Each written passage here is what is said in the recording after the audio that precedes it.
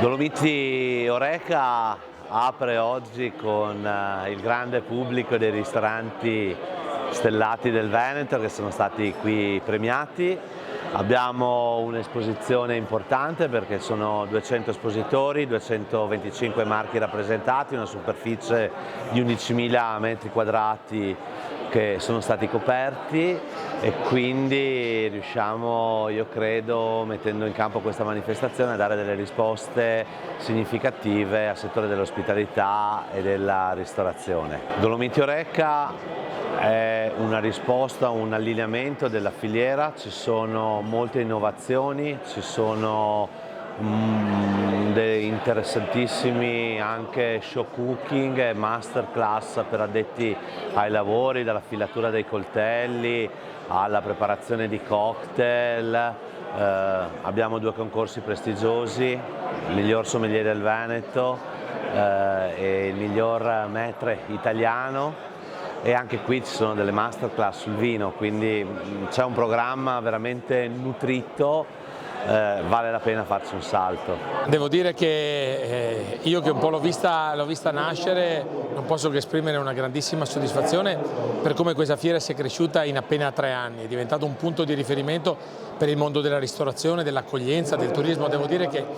ha fatto passi da gigante, questo è un segnale estremamente positivo. Dopo il Covid le fiere hanno subito sicuramente dei momenti di grande difficoltà e devo dire che questo 2023 segna una grandissima ripresa e quindi partendo da una fiera come questa mi auguro veramente che le prossime di questo autunno così intenso come con Arredamonte, la mostra internazionale del gelato,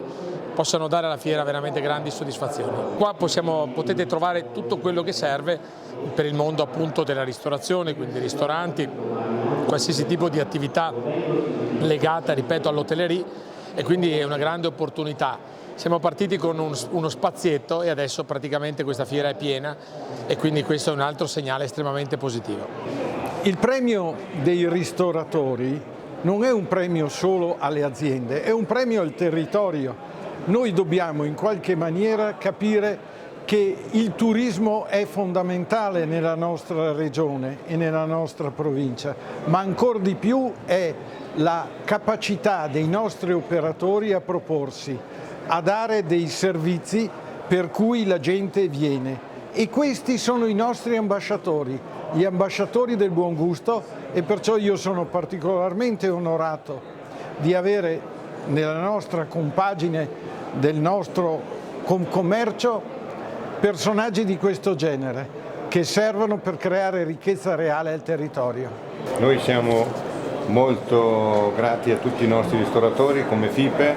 perché come diceva il Presidente sono veramente degli ambasciatori nostri del turismo, perché dobbiamo percepire tutti che in Italia, oltre alle bellezze nostre che sono indiscutibili, la gente viene perché abbiamo una grandissima enogastronomia. Quindi va fatto un plauso a tutti i ristoratori, che è l'unica categoria che lavora 365 giorni all'anno, anche quando noi ci divertiamo loro sono al loro posto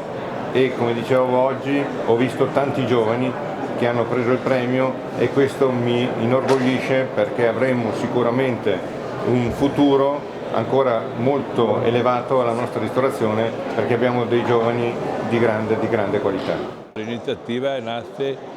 dall'esigenza che in Francia la ristorazione viene riconosciuta dalle istituzioni e qua in Italia, compreso Veneto, non vengono mai considerate. Allora una volta un giorno mi sono trovato con il Presidente Luca Zaia e gli ho spiegato cosa avevo intenzione di fare,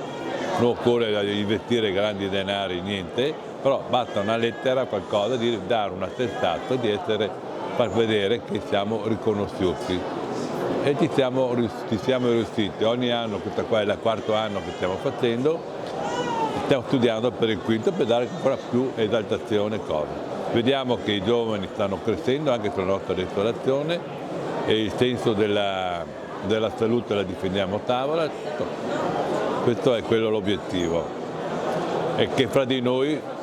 dobbiamo essere colleghi e collaborativi. non essere invidiosi l'uno con l'altro, aiutarsi, perché l'unione fa la forza. Si è parlato oggi di tutto quello che il mondo Horeca può portare sul nostro territorio, ma credo sia molto importante anche che il territorio si confronti con se stesso, tra operatori, ma anche tra residenti, per capire quelle che sono le prospettive, cosa si vuole per il nostro territorio. Sappiamo che il turismo è il motore trainante, soprattutto nei comparti mare e montagna, ma adesso ultimamente anche molto nelle città d'arte. Però è un settore che deve convivere ovviamente di pari passo e crescere di pari passo a quello che è il settore dell'agricoltura e insieme nel mondo enogastronomico, ma anche il settore dell'istruzione e della capacità di una sostenibilità sociale e culturale che nei nostri territori deve essere riappropriata da parte di chi ci abita. Questo è essenziale perché si vive un mondo che è molto complicato e molto faticoso, questo è indubbio. Lavorare nella ristorazione, nel mondo alberghiero è pesante, le stagioni sono sempre molto impegnative, non vedono sabati e domeniche libere e questo dovrebbe essere premiato a livello territoriale con la capacità di avere l'accesso a servizi anche nel resto dell'arco dell'anno per tutte le persone che decidono di rimanere a vivere e di operare nei nostri territori, ma anche durante i periodi di stagione con la garanzia di poter avere un facile accesso ai luoghi turistici, la possibilità di avere servizi a tempo breve. Paradossalmente mi viene in mente che una persona che lavora all'interno della ristorazione probabilmente si trova in difficoltà a riuscire a fare delle analisi o a spostarsi magari in periodo di stagione perché dovrebbe chiudere l'attività a diverse ore. Ecco, tutto questo credo che debba essere tenuto in considerazione sia dalla parte politica ma anche come sistema di concezione completa del mondo del turismo territoriale.